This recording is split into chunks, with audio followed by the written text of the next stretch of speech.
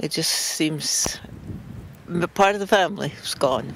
On a windy spring morning, Margaret Carroll makes her way with the help of a cane past the yellow brick church on the gravel side road north of London. St. Patrick's Anglican Church is where she worshipped weekly for more than half a century. It's where she was married, where both her babies were baptized, and where she taught Sunday school.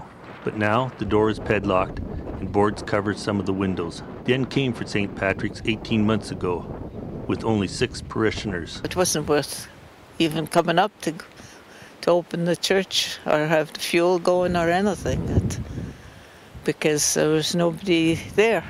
If there's one consolation for the former St. Patrick's congregation, they're not alone. The United Church, Canada's largest Protestant denomination, is now closing about 1 church a week.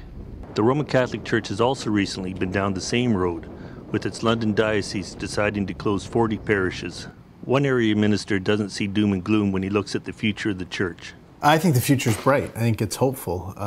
Spirituality is hugely important in people's lives, and what the church is trying to do is to respond to being in this postmodern or post-Christian time. Father Brad Dunbar advertised a pub night dubbed Theology on Tap on the internet to try something new. We meet once a month in a local bar, and we had 15 people last Tuesday night talking about the fall in the Garden of Eden, and it was in a pub with beer and wings and all the noise around us, and it was neat. It was cool. It was sort of meeting people in a different context and having church in a different way. Dunbar is focused on finding new ways to worship. We've talked in this church of being similar to a toddler, so being really curious, learning to walk, learning to run, try new things. We're going to trip and fall along the way. That's okay, but have a real sense of optimism, curiosity, that kind of thing.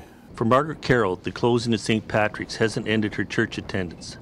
She now travels to nearby Exeter to worship. If I don't go to church on Sunday, my week is completely ruined because I don't know which day is which anymore.